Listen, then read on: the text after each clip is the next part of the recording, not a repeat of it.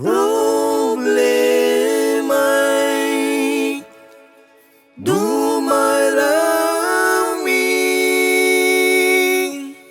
Problema'y gumagrabe.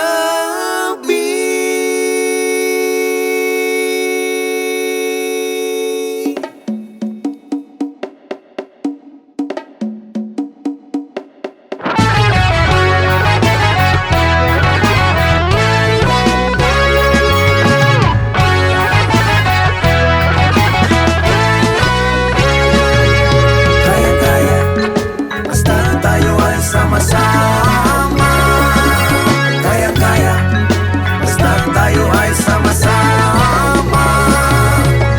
Di ka ba nag-aalala sa nangyayaring ito? Ay bilis ng pagbabago sa ating mundo.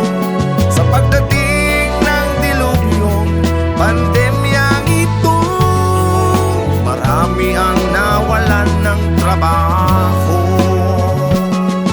Ang iba ay pumanaw na sa mundo. Malalagpasan ba natin ito?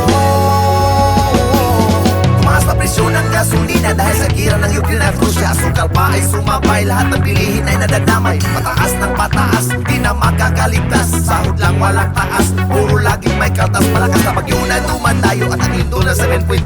Marami ang nagreklamo, ayun ay di bigay ng pwesto. Ano ba dapat gawin dito? Aasa pa ba sa mga politiko? Di ba tayo dapat nang matuto sa mga pangyayari ganito?